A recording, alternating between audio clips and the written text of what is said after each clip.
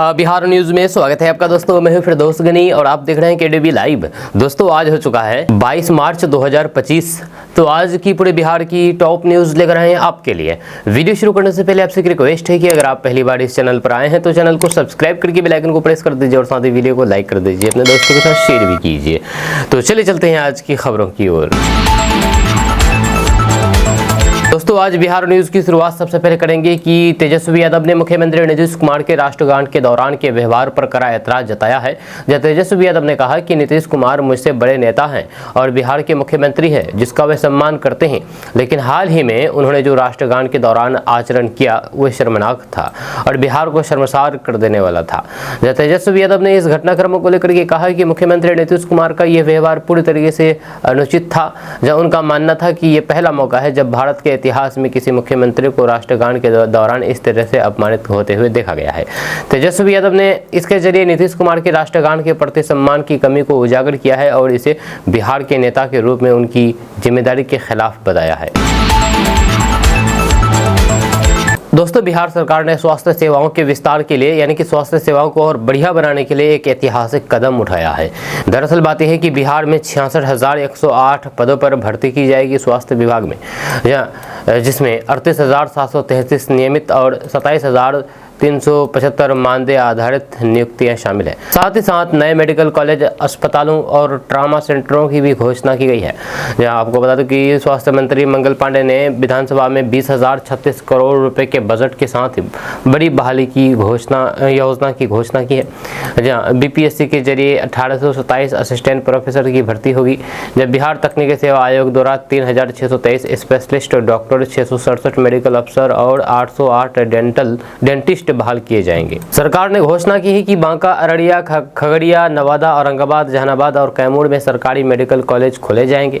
गोपालगंज, मोतिहारी और फिर सहरसा में भी मेडिकल कॉलेज का निर्माण तुरंत शुरू होगा। इस फैसले से बिहार के 31 जिलों में कुल 34 सरकारी मेडिकल कॉलेज हो जाएंगे। हालांकि अरवल, शिवहर, लखीसराय और शेखपुरा अभी भी मेडिकल कॉलेज से वंचित रहेंगे। दोस्तों बिहार के आरा शहर में तनिष्क शोरूम में 10 दिनों पहले दिन दहाड़े करोड़ों रुपए के गहनों के लूटे जाने के चर्चित मामले में पुलिस ने 2 और बदमाशों को गिरफ्तार किया है। इसकी जानकारी शुक्रवार को भोजपुर एसपी राज ने पुलिस कार्यालय में आयोजित प्रेस कॉन्फ्रेंस में दी है। उन्होंने बताया है कि कृष्णनगर थाना के निवासी विशाल सिंह एवं सिन्हा थाना के परशुरामपुर गांव निवासी सूरज सिंह को गिरफ्तार कर लिया गया है, जब दोनों का पूर्वों से लंबा आपराधिक इतिहास रहा है। पकड़े गए विशाल ने लाइनर का काम किया था, जबकि सूरज ने कांड के संलिप्त लुटेरों को अपने घर में आश्रय दिया था। अकेले विशाल के विरुद्ध भोजपुर के अलावा बंगाल में कुल 9 केस मिले हैं। दरअसल बात यह है कि 10 मार्च को सुबह 7 लुटेरों ने दिन दहाड़े तनिष्क शोरूम में धावा बोल करके करीब 11.25 करोड़ रुपए की जेवरात लूटे थे। अब इसको लेकर के लगातार धरपकड़ जारी है। दोस्तों बिहार के मुंगेर से एक हैरान कर देने वाली खबर सामने आई है, जहां पर एक 70 साल के बुजुर्ग शख्स ने गांव की ही एक महिला से शादी कर ली। जहां होली के दिन गांव के मंदिर में दोनों ने 7 फेरे लिए और फिर 7 जन्मों तक साथ निभाने की कस्में खाई। जब शादी के बाद जब वे घर लौटे तो फिर बेटों ने घर में घुसने से रोक दिया, जिसके बाद बुजुर्गों ने आत्मघाती कदम उठा लिया। दरअसल ये घटना धरहरा थाना क्षेत्र के दशरथपुर गाँव की है। 70 साल के मुशहरू यादव ने होली के दिन गाँव के ही रहने वाले फंटूस मंडल की पत्नी से गांव के शिवालय में चोरी छिपे शादी रचा ली थी। जब गांव में होली का जश्न चल रहा था और फिर उधर मुशहरू यादव मंदिर में 7 फेरे ले रहे थे। इनकी पत्नी का करीब 15 साल पहले निधन हो चुका था। शादी करने के एक दिन बाद दोनों दुल्हा दुल्हन घर पहुंचे तो फिर बेटों के पैरों तले जमीन खिसक गई। जब बेटों ने पिता और फिर उनकी नई नवेली पत्नी को घर में घुसने से रोक दिया, गाँव में खूब हंगामा हुआ, लोगों की भारी भीड़ जमा हो गई। जब काफी देर तक विवाद चलता रहा। दोस्तों बिहार के मुख्यमंत्री नीतीश कुमार के खिलाफ मुजफ्फरपुर के सीजीएम की पश्चिमी अदालत में अधिवक्ता सूरज कुमार ने परिवाद दायर किया है। यानी कि मुख्यमंत्री नीतीश कुमार के खिलाफ केस दायर किया गया है। दरअसल एक कार्यक्रम के दौरान नीतीश कुमार के द्वारा राष्ट्रगान का अपमान करने में परिवाद दायर कराया गया है।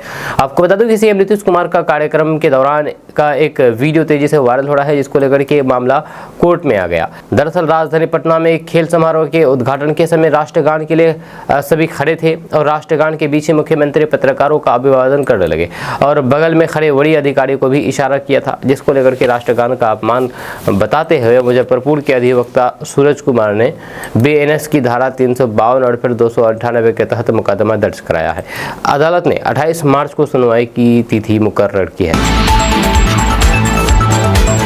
दोस्तों, बिहार में विधानसभा चुनाव को लेकर के जनसुराज के अंदर उम्मीदवारी का और फिर चुनाव लड़ने का आवेदन दिया जा रहा है। इसमें एक व्यक्ति ने आवेदन दिया था, प्रशांत किशोर राघोपुर से चुनाव लड़े, जिसको लेकर के प्रशांत किशोर ने भी सहमति जताया था और कहा था कि पार्टी का फैसला होगा तो फिर मैं जरूर राघोपुर से चुनाव लड़ूंगा। जब प्रशांत किशोर ने कहा कि ये सब पार्टी के अंदर तय होगी, जब पार्टी जहां से चाहेगी वहां से हम चुनाव लड़ेंगे, चाहे वह राघोपुर विधानसभा हो या फिर हरनौत विधानसभा हो या कहीं भी। अगर दल कहेगा तो तेजस्वी यादव के खिलाफ चुनाव लड़ना है तो फिर बिल्कुल लड़ेंगे। तेजस्वी क्या चीज है? अगर पार्टी कहेगी पीएम नरेंद्र मोदी के खिलाफ चुनाव लड़ना है तो फिर मोदी के खिलाफ भी चुनाव लड़ेंगे। जब पार्टी जो फैसला करेगी वही करूंगा। लेकिन यहाँ गौर करने वाली बात यह है कि प्रशांत किशोर बिहार के 2 विधानसभा क्षेत्र पर अपना नजर बनाए हुए हैं, जिसका जिक्र भी प्रशांत किशोर ने कर दिया है।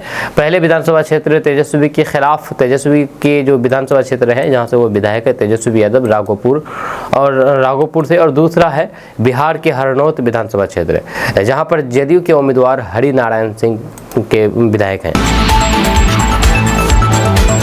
दोस्तों, बिहार के बेगूसराय से मक्का अनुसंधान केंद्र कर्नाटक शिफ्ट किए जाने की अफवाहों पर केंद्रीय कृषि मंत्री शिवराज सिंह चौहान ने साफ कर दिया है कि मक्का अनुसंधान केंद्र बेगूसराय में ही रहेगा, कर्नाटक ट्रांसफर नहीं होगा। वहां पर नया संस्थान खोला जाएगा। जब विपक्ष भ्रम फैलाने में मास्टर है, लेकिन ये मोदी सरकार है, हम छीनते नहीं है, नया देने का काम करते हैं। जब लोकसभा में केंद्रीय कृषि मंत्री शिवराज सिंह चौहान ने मक्का अनुसंधान केंद्र को लेकर के बड़ा ऐलान किया है। उन्होंने कहा है कि बेगूसराय मक्का अनुसंधान केंद्र कर्नाटक शिफ्ट नहीं किया जाएगा, कर्नाटक में नया केंद्र खोला जाएगा। विपक्ष तो भ्रम फैलाने में माहिर है। इससे पहले बेगूसराय से सांसद और केंद्रीय मंत्री गिरिराज सिंह ने भी बताया था कि इस मामले को लेकर के अफवाह फैलाई जा रही है। इस संबंध में 17 जनवरी 2025 को ही कृषि मंत्री शिवराज सिंह चौहान से उनकी टेलीफोन पर बातचीत हो चुकी थी। इसमें मक्का अनुसंधान केंद्र को बेगूसराय में ही बनाए रखने की बात रखी गई थी, जिसकी केंद्रीय कृषि मंत्री ने भी आज पुष्टि कर दी। दोस्तों, बिहार विद्यालय परीक्षा समिति यानी कि बीएसएबी कक्षा 12वीं का यानी कि इंटर का रिजल्ट मार्च महीने के अंत तक जारी किए जाने की उम्मीद है। इससे पहले बोर्ड के अध्यक्ष आनंद किशोर ने पहले ही इसकी जानकारी दे दी थी। यह छात्र जो भी कक्षा 12वीं की परीक्षा में शामिल हुए हैं वे बिहार बोर्ड की आधिकारिक वेबसाइट bsebinter.org और result.biharboardonline.com पर जाकर के अपना रिजल्ट चेक कर सकते हैं। रिजल्ट, रोल नंबर और फिर जन्म तिथि का इस्तेमाल करके देख सकते हैं। दोस्तों, राष्ट्र एवं भूमि सुधार विभाग ने उद्योग विभाग को 462 करोड़ जमीन का हस्तांतरण कर दिया है। यहाँ पर ये मुंगेर, नवादा, अरवल, रोहतास और बांका जिले में है, जहाँ सबसे अधिक 200 एकड़ जमीन बांका जिले में दी गई है। मुख्यमंत्री नीतीश कुमार ने अपनी प्रगति यात्रा के दौरान इन जिलों में उद्योगों के विकास की घोषणा की थी। जब 25 फरवरी को हुई राज्य कैबिनेट की बैठक में उद्योग विभाग को जमीन हस्तांतरण करने के प्रस्ताव को मंजूरी दी थी। इस जमीन के लिए उद्योग विभाग को कोई भी भुगतान नहीं करना पड़ेगा। राष्ट्र एवं भूमि सुधार विभाग की ओर से हस्तांतरण की अधिसूचना जारी कर दी गई है। दोस्तों, बिहार के गोपालगंज से एक बड़ा मामला सामने आया है, जहां पर 33 शिक्षकों को एक साथ सेवा से मुक्त कर दिया गया है। जहां शिक्षा विभाग की इस बड़ी कार्रवाई के बाद जिले भर में हरकंप मच गया है। आपको बता दूं कि जिला अपीलीय प्राधिकार से बिना रिक्ति के ही इन शिक्षकों की नियुक्ति हुई थी। जब मामला सामने आने के बाद यह बड़ा कदम उठाया गया है। साथ ही साथ इन शिक्षकों से अब वेतन की भी वसूली की जाएगी। इस आदेश के बाद इन शिक्षकों ने अपील भी दायर की थी, मगर अपील तक को खारिज कर दिया गया है। जिला शिक्षा पदाधिकारी योगेश कुमार के निर्देश पर यह कार्रवाई की जा रही है। 25 मार्च तक सभी इकाइयों को इन शिक्षकों को सेवा से मुक्त करने का आदेश दिया गया है। अगर समय रहते इन आदेश का पालन नहीं किया गया तो फिर हाईकोर्ट और फिर उच्च अधिकारियों के आदेश की अवहेलना मानते हुए और भी कठोर कार्रवाई करने की बात कही गई है। इसके अलावा हेड मास्टरों को भी ये आदेश दिया गया है कि इन शिक्षकों की आईडी शिक्षा कोष पोर्टल से निष्क्रिय किया जाए। दोस्तों, मौसम में तपिश बढ़ने लगी है। इसकी गति अभी धीमी धीमी बढ़ रही है। इसके उलट बिहार के पूर्णिया जिला का राजनीतिक तापमान अचानक बढ़ गया है, क्योंकि लोकसभा चुनाव और फिर रुपौली विधानसभा उपचुनाव के बाद राजनीतिक गलियारों में छाया सन्नाटा अचानक खत्म हो गया है और चुनावी वर्ष के पहले गर्माहट यहाँ महसूस की जाने लगी है। आपको बता दूं कि पहले लोकसभा चुनाव और फिर रुपौली विधानसभा उपचुनाव में भी निर्दलीय सांसद राजेश रंजन उर्फ पप्पू यादव बनाम विधानसभा में प्रतिपक्ष के नेता सह पूर्व उप मुख्यमंत्री तेजस्वी यादव की राजनीतिक जंग का रंग अचानक फिर से उभर आया है। एक दिन ही दोनों अलग अलग स्थानों पर इफ्तार पार्टी में शरीक हो रहे हैं और फिर इस चलते सभी की नज़र दोनों पर फिर से टिक गई है। जहाँ इफ्तार पार्टी की सुबह यानी कि रविवार को यहाँ पर एनडीए के प्रदेश नेताओं का भी जमघट लगेगा। इन आयोजनों ने राजनीतिक तपिश को परवान पर पहुंचा दिया है। आपको बता दूं कि लोकसभा चुनाव में ऐन मौके पर महागठबंधन में ये सीट राजद के हिस्से में चले जाने के कारण चुनाव से पहले कांग्रेस में शामिल सांसद राजेश रंजन उर्फ पप्पू यादव निर्दलीय मैदान में उतरे थे और फिर तेजस्वी यादव के खिलाफ मोर्चा खोला था। जब तेजस्वी यादव के यहाँ पर कैंप करने के बावजूद भी पप्पू यादव ने राजद के आधार वोट बैंक पर पूरी तरीके से कब्जा कर लिया था और राजद प्रत्याशी की जमानत तक जब्त हो गई थी। जब चुनाव जीतने के बाद भी से भी पप्पू यादव कई मामलों पर तेजस्वी यादव के खिलाफ खुल करके बोलते रहे। इधर तेजस्वी यादव भी अपने खिसके आधार वोट बैंक को पाने के लिए अपनी रणनीति पर कार्य करते रहे। यह पहली बार है कि वे इस इलाके में आयोजित पार्टी के इफ्तार पार्टी में शरीक हो रहे हैं। ये पार्टी मुस्लिम बहुल्य 22 विधानसभा क्षेत्र के बेलगाछी में शनिवार को आयोजित है। वहीं पर सियासी हलकों में ये भी चर्चा है कि ये महज इत्तेफाक नहीं बल्कि दोनों की अपनी अपनी रणनीति का हिस्सा है। वहीं पर रविवार को यहाँ पर एनडीए का जिला कार्यकर्ता सम्मेलन आयोजित होगा और फिर इसे पूरी तरीके से विधानसभा चुनाव का औपचारिक आगाज भी माना जा रहा है। दोस्तों, बिहार विधानसभा में शुक्रवार को राष्ट्रीय गान को लेकर के उत्पन्न गतिरोध विपक्षी सदस्यों के आसन के सामने शोर शराबे के बीच ग्रामीण कार्य विभाग समेत 11 विभागों का बजट पारित हो गया। जहां सदन को यह भी बताया गया है कि 2025-26 में मुख्यमंत्री ग्राम संपर्क योजना के तहत 6,000 करोड़ रुपए की लागत से 2500 बसावटों में कुल 5,400 किलोमीटर रोड बनाने की तैयारी है। इससे पहले ग्रामीण कार्य मंत्री अशोक चौधरी ने सदन को बताया है कि बिहार में 2005 के पहले ग्रामीण संपर्कता की स्थिति अत्यंत भयावह थी, जब तत्कालीन सरकार ने कोई भी काम नहीं किया था। इस कारण ही बिहार आर्थिक पिछड़ेपन का शिकार हुआ। उन्होंने कहा है कि साल 2005 में जहां पर 8,000 किलोमीटर ग्रामीण सड़कें थी, वर्तमान में करीब 1,17,913 किलोमीटर हो गई है। यह नीतीश सरकार ने तेजी से ग्रामीण सड़कों का निर्माण किया है। जब बिहार की सड़कों में 83% भाग ग्रामीण कार्य विभाग ने बनाया है। दोस्तों, जमीयत उलमा हिंद के अध्यक्ष मौलाना अरशद मदनी ने कहा कि खुद को सेकुलर कहने वाले वे लोग जो मुसलमानों पर हो रहे अत्याचार और अन्याय पर चुप हैं और मौजूदा सरकार का हिस्सा बने हुए हैं, उनके खिलाफ हमने सांकेतिक विरोध का फैसला किया है।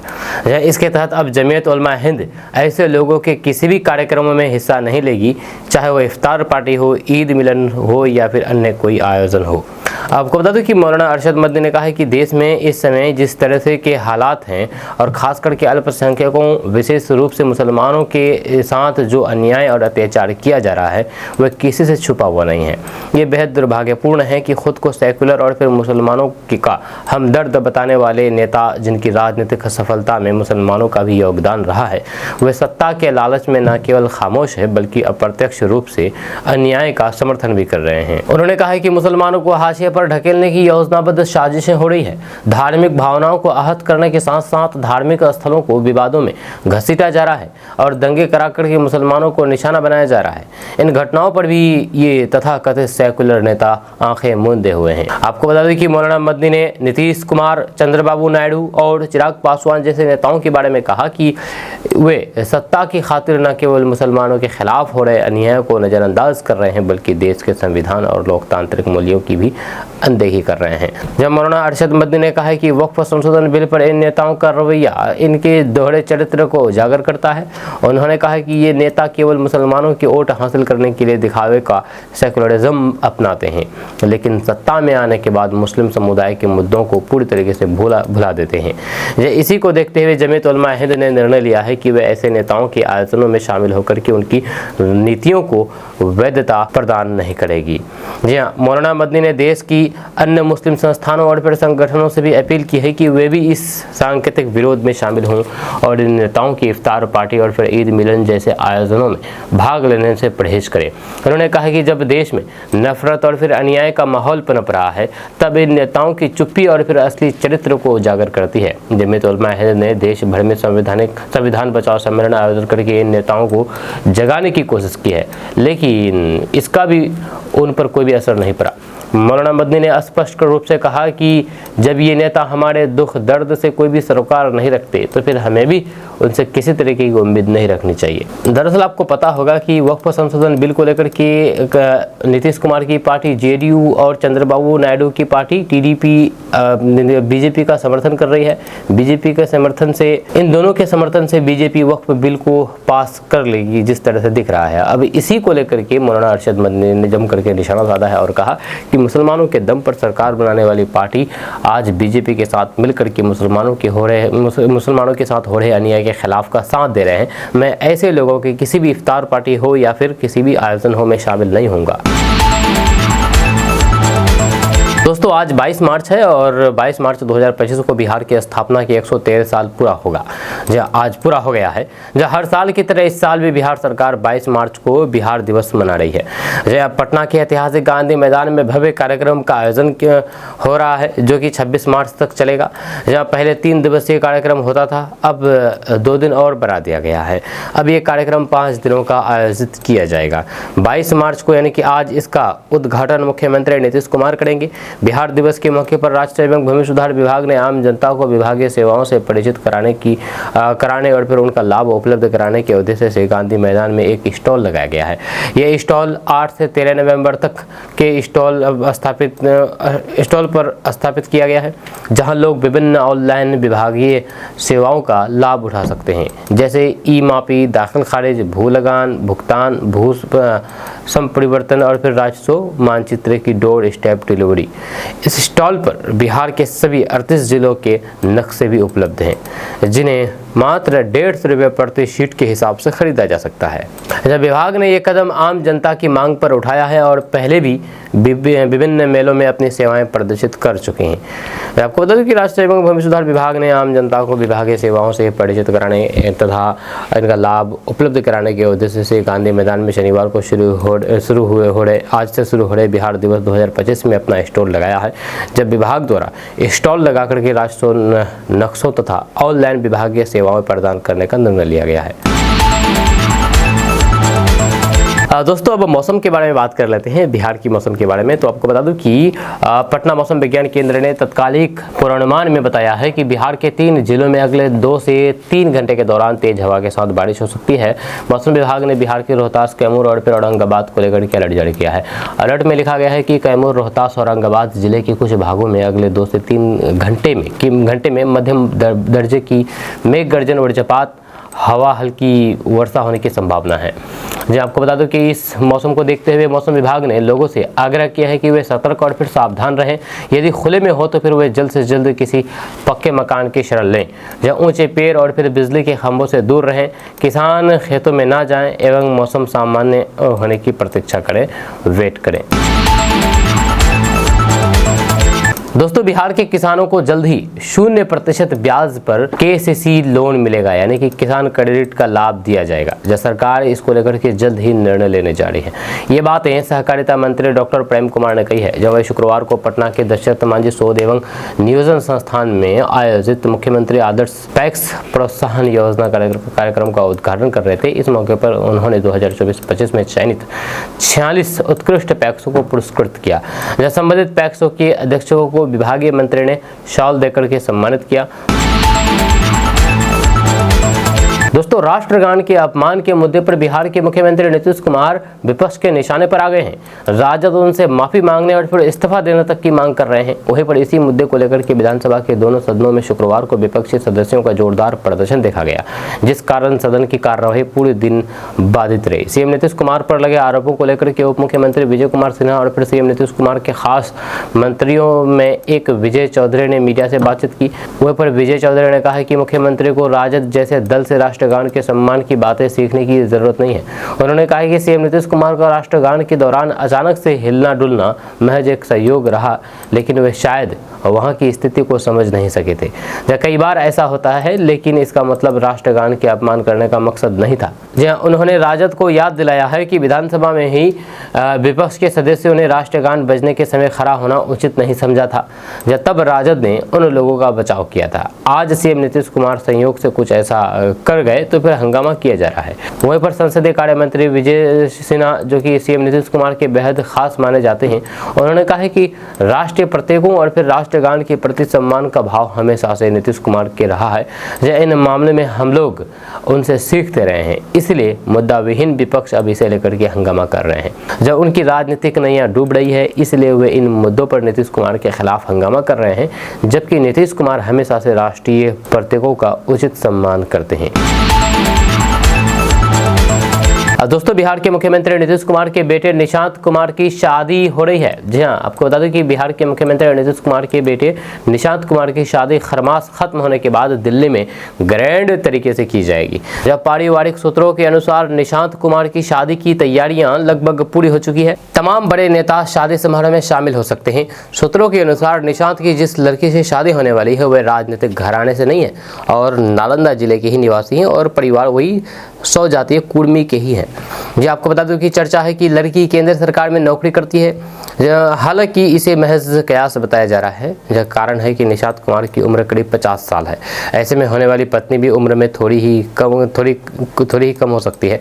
ऐसे में जानकारों का कहना है कि केंद्र में नौकरी करने वाली लड़की 15 से 20 साल बाद शादी क्यों करेगी। वहीं पर 20 जुलाई 1975 को जन्मे निशांत ने अब तक एकांत और फिर शांत जीवन चुन रखा था। जब पिता के राजनीतिक विरासत को आगे बढ़ाने के बजाय निशांत ने एक ऐसी जिंदगी चुनी थी जो उनके परिवार से बेहद अलग है। निशांत की मां और फिर मुख्यमंत्री नीतीश कुमार की पत्नी अंजू सिन्हा शिक्षिका थी।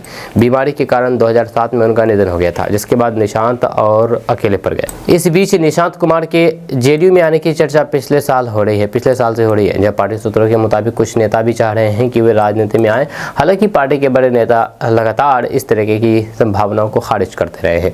2024 के लोकसभा चुनाव से पहले भी निशांत कुमार की राजनीति में आने की चर्चा ने जोर पकड़ा था, लेकिन 2025 विधानसभा चुनाव से पहले निशांत की पार्टी में एंट्री को लेकर के लगातार पोस्टरबाजी हो रही है, जहां निशांत भी अपने पिता के पक्ष में बयानबाजी करते देखे जा रहे हैं। आपको बता दूं कि नीतीश कुमार ने अपनी राजनीतिक जीवन की शुरुआत साल 1977 में नालंदा के हरनौत से किया था। उस समय विधानसभा का चुनाव हार गए थे। 1985 में पहली बार यहां से जीत करके विधानसभा पहुंचे थे। कयास ये भी लगाए जा रहे हैं कि निशांत हरनौत से चुनाव लड़ सकते हैं। निशांत कुमार अगर राजनीति में आते हैं तो फिर जदयू को एक नया चेहरा मिलेगा और निशांत कुमार की एंट्री से बिहार की सियासत में नया मोड़ आ सकता है। दोस्तों, खबर किशनगंज के बहादुरगंज से है। किशनगंज के बहादुरगंज थाना क्षेत्र के बनगामा लोहागरा में साइबर ठगों का एक गंभीर मामला सामने आया है, जहां पर एक मोबाइल कॉल के जरिए शमशाद आलम के बैंक खाते से 50,000 रुपए निकाल लिए गए। जब पीड़ित ने घटना की शिकायत साइबर थाना किशनगंज में दर्ज कराई है। अब सवाल है कि ये ठगी कैसे हुई। तो आपको बता दूं कि शमशाद आलम के अनुसार 17 मार्च को उसके मोबाइल नंबर पर एक अज्ञात कॉल आया, जिसे उन्होंने रिसीव किया, लेकिन कॉल तुरंत कट गया। जब उसके ठीक 1 घंटे बाद पहले 20,000 रुपए और फिर 30,000 रुपए उनके बैंक खाते से डेबिट हो गए, कट गए। जब पीड़ित ने बताया है कि ये राशि उन्होंने घर की मरम्मत के लिए कर्ज लेकर के बैंक में जमा की थी। अचानक पैसे कटने का मैसेज देकर के वह हैरान रह गए। जब उन्होंने बैंक से संपर्क किया तो उन्हें बताया गया कि यह साइबर ठगी का मामला है। इसके बाद शमशाद आलम ने तुरंत साइबर थाना किशनगंज में दर्ज कराई है और फिर इस मामले की जांच शुरू कर दी गई है। अब सवाल यह है कि आखिर साइबर ठगी क्यों होती है। तो आपको बता दूं कि साइबर ठगी आज के समय में एक गंभीर समस्या बन चुकी है। इंटरनेट और डिजिटल बैंकिंग के बढ़ते उपयोग के साथ ऑनलाइन फ्रॉड के मामले भी बढ़ रहे हैं, जब ठग नए तरीके से लोगों को धोखा देकर के उनके बैंक खाते से पैसे निकाल लेते हैं। वहीं पर साइबर ठगी के पीछे के मुख्य कारण के बारे में अगर बात की जाए तो लोगों की लापरवाही, अनजान कॉल उठाना और उसमें बताए गए निर्देशों का पालन करना, बैंक से जुड़ी हुई जानकारी, OTP, पासवर्ड किसी को शेयर करना, किसी संदिग्ध लिंक पर क्लिक करना, यानी कि अनजान लिंक पर क्लिक करना, इसकी वजह से साइबर ठगी होती है। वहीं पर तकनीकी कमजोरी, जहां आपको बता दूं कि कमजोर पासवर्ड रखना जिससे अकाउंट हैक हो सकता है, मोबाइल या फिर कंप्यूटर में एंटीवायरस ना होना जिससे मैलवेयर यानी कि वायरस अटैक का खतरा बढ़ जाता है। अब सवाल है कि आखिर साइबर ठगी से कैसे बचे। तो साइबर ठगी से बचने के लिए सतर्कता और फिर जागरूकता सबसे जरूरी है। अभी हम आपको जो बताने वाले हैं उससे आप सावधानियां बरत करके आप अपने बैंक खाते और फिर अपनी प्राइवेट जानकारी को सुरक्षित रख सकते हैं। नंबर 1, अज्ञात कॉल और फिर SMS से सावधान रहें।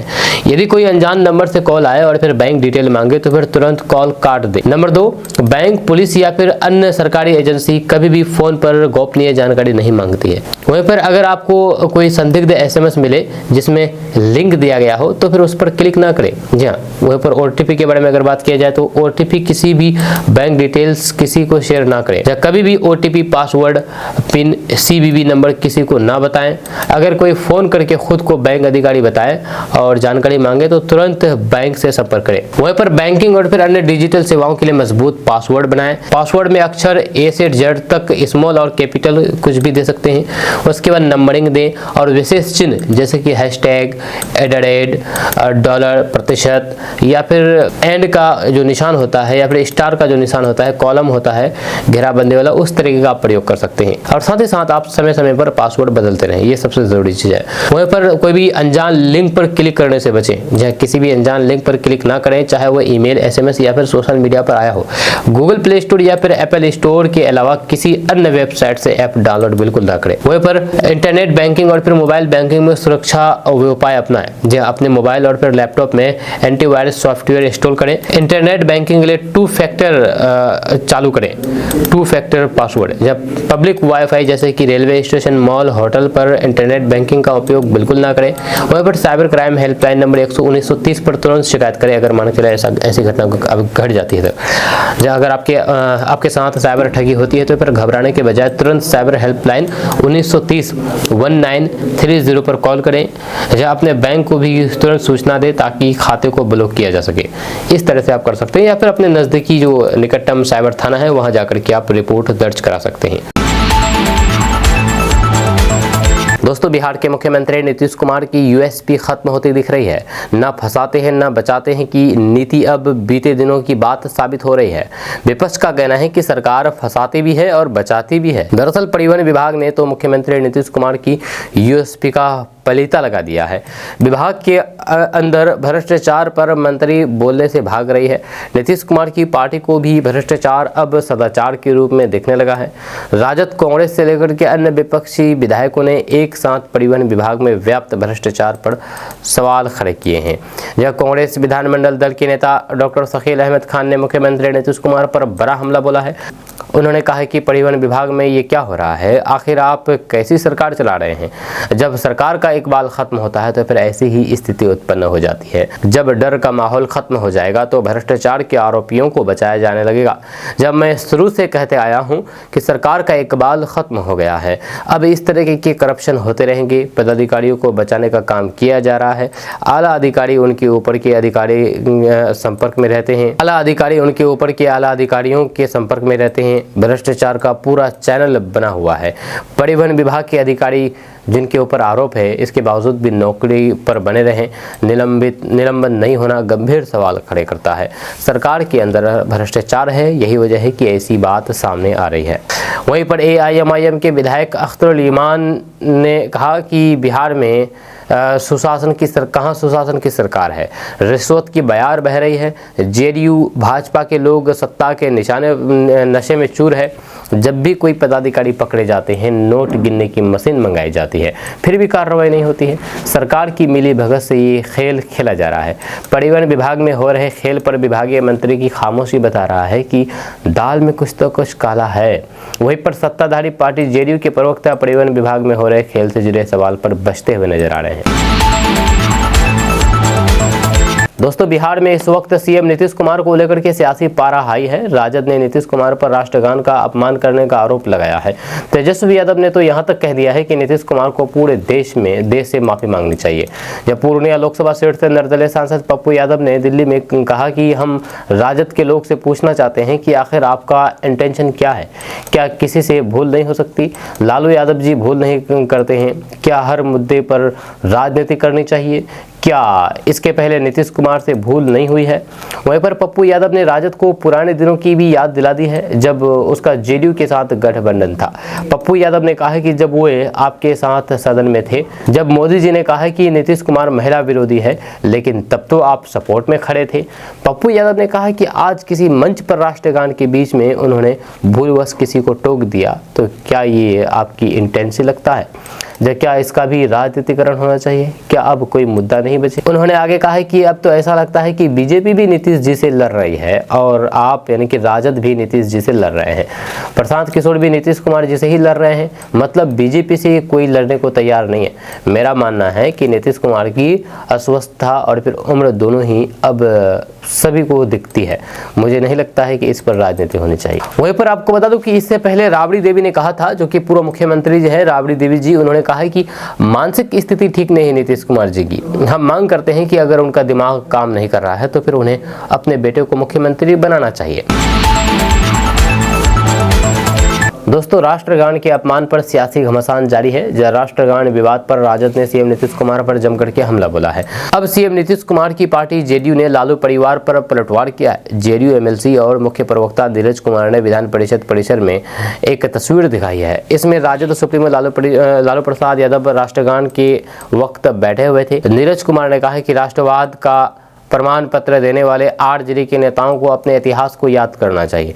ये तस्वीर 2002 की है जब मार्च फर्स्ट चल रहा था और फिर उस वक्त आरजेडी की नेता और फिर मुख्यमंत्री राबड़ी देवी राष्ट्रगान के दौरान कुर्सी पर बैठी रही थी। वहीं पर जेडीयू एमएलसी ने कहा है कि उस समय राष्ट्रगान हो रहा था, लोग खड़े थे लेकिन राबड़ी देवी कुर्सी पर बैठी हुई थी। नीरज कुमार ने आरोप लगाया है कि उस वक्त के राज्यपाल पुरस्कार वितरण कर रहे थे और परंपरा के अनुसार जब राज्यपाल जाते हैं तो फिर मुख्यमंत्री को स्थान छोड़ना होता है, लेकिन राबड़ी देवी राज्यपाल के जाने से पहले ही स्थल से चली गई थी। जब नीरज कुमार ने कहा है कि आज ये लोग सीएम नीतीश कुमार से इस्तीफा मांग रहे हैं, जबकि पहले राबड़ी देवी विपक्ष के नेता के पद से इस्तीफा दे। ये लोग फर्जी राष्ट्रवादी है, नकली राष्ट्रवादी है और फिर भ्रष्टाचारी है। दोस्तों कांग्रेस पार्टी ने बिहार में अपना प्रदेश अध्यक्ष बदल दिया है, जहां कांग्रेस पार्टी ने विधायक राजेश कुमार को प्रदेश अध्यक्ष बना दिया है। जहां वहीं पर अखिलेश प्रसाद यादव की छुट्टी कर दी है। लेकिन इस बीच कन्हैया कुमार पूरे फॉर्म में नजर आ रहे हैं। जब उन्होंने सीतामढ़ी के बैरगनिया में युवाओं के बड़े मुद्दे को उठाया है, जब उन्होंने ऐसे मुद्दे को उठाया जो कि बिहार के लिए बहुत बड़ा दर्द है।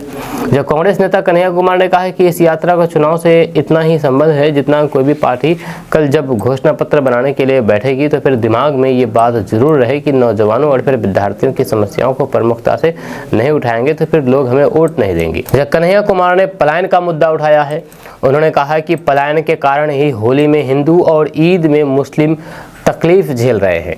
जब कन्हैया कुमार ने कहा कि क्या हिंदू, क्या मुस्लिम, क्या राजपूत, क्या ब्राह्मण, क्या ओबीसी, क्या दलित, बिहार में सभी पलायन का दंश झेल रहे हैं। जब पलायन के कारण होली में हिंदू और फिर ईद में मुस्लिम तकलीफ झेल रहे हैं, जब बिहार में कोई ऐसी कम्युनिटी नहीं है जो पलायन का दंश नहीं झेल रहा हो, जहाँ हमें इस दंश से बिहार को उबारना होगा। जब वे गुरुवार को पदयात्रा के दौरान बैरगनिया में लोगों को संबोधित कर रहे थे, इससे पहले कन्हैया कुमार ने लौह पुरुष सरदार वल्लभ भाई पटेल की प्रतिमा पर फूल माला चढ़ा करके आशीर्वाद दिया। रैली के दौरान ही कन्हैया कुमार ने एक न्यूज़ चैनल से बातचीत की। उन्होंने अब एक न्यूज़ चैनल में बड़ा बयान दिया है, जहाँ उनसे पूछा गया है कि उन्हें जीवन में क्या कोई पछतावा है। इस पर कन्हैया कुमार कहते हैं कि उन्हें जीवन में एक पछतावा है जो कि वे कर नहीं पाए। स्कूल में मेरे दाएं और बाएं बैठने वाले दो दोस्त अभी हाल ही में इस साल आर्मी से रिटायर हुए हैं। जब दोनों मेरे खास दोस्त थे, जब दोनों दोस्तों ने जब आर्मी ज्वाइन की तो फिर एक फॉर्म मेरे लिए भी लाए थे। मुझे लगता है कि वैसे भी ज़िंदगी निकल गई है, इस उम्र में अगर रिटायर हो जाते हैं तो फिर अच्छा था नौकरी करना। जब कन्हैया कुमार ने आगे कहा कि मैंने फॉर्म नहीं भरा, जब मेरे घर से कई लोग आर्मी में हैं, मुझे ऐसा लगा कि मेरी हाइट कम है, इसलिए मैं आर्मी में नहीं जा पाता, क्योंकि वो पोस्ट टेक्निकल थी। ऐसे में मेरा सिलेक्शन होना संभव नहीं था। दोस्तों, किशनगंज में कैंसर के मरीज काफ़ी ज़्यादा बढ़ रहे हैं। किशनगंज में कैंसर के मामले काफ़ी ज़्यादा आ रहे हैं। जहाँ यहाँ पर इलाज की सुविधा नहीं होने के कारण मरीज परेशान। जहाँ किशनगंज में कैंसर मरीजों की संख्या लगातार बढ़ती जा रही है, लेकिन इलाज की उचित व्यवस्था, उचित सुविधा उपलब्ध नहीं होने से मरीजों को परेशानी का सामना करना पड़ रहा है। जहाँ सरकारी आंकड़े के मुताबिक 2021 में जहाँ 480 मरीज सामने आए थे, वहीं 2022 में ये संख्या बढ़कर के 670 और 2023 के अंत तक 850 से अधिक हो गई है।